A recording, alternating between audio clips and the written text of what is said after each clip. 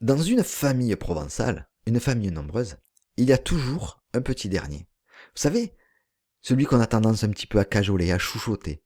Celui qui traîne encore dans les jupons de maman, qui essaye de s'asseoir à la table des grands. Et en Provence, ce petit dernier, il a un nom bien particulier. On l'appelle le caganis.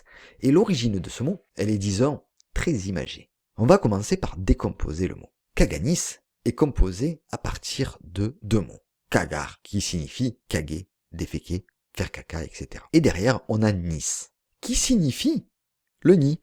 Donc ça veut dire littéralement celui qui fait caca au nid. Mais pourquoi cette image? Pensez à une nichée d'oiseaux, à un nid, avec, pourquoi pas, des hirondelles. Le dernier oisillon éclos est toujours le plus petit, le plus fragile.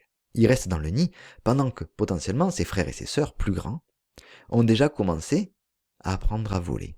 Et résultat, c'est celui qui fait encore caca dans le nid, littéralement. Et cette image a été transposée aux familles humaines. Le caganis, c'est le dernier à éclore de la couvée, donc c'est celui qui fait encore potentiellement caca dans le nid. Et chez nous, ce n'est ni vulgaire, ni méprisant.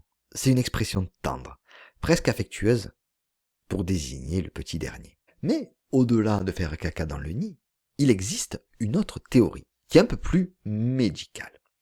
Elle est moins répandue, mais elle est tout aussi savoureuse. Certaines disent que Nice, c'est pas pour le nid, mais c'est plutôt cag anis, les graines d'anis. Parce que l'idée, c'est qu'au siècle dernier, on purgeait les nourrissons avec des graines d'anis pour soulager leur transit. Donc en fait, ils faisaient caca de l'anis. Cette version, elle reste, je vous l'accorde, minoritaire face au nid. Ce mot a eu tendance à s'élargir, au-delà du fait que c'était le petit dernier de la famille. Ça pouvait être aussi le petit dernier d'une équipe, le nouveau d'une classe.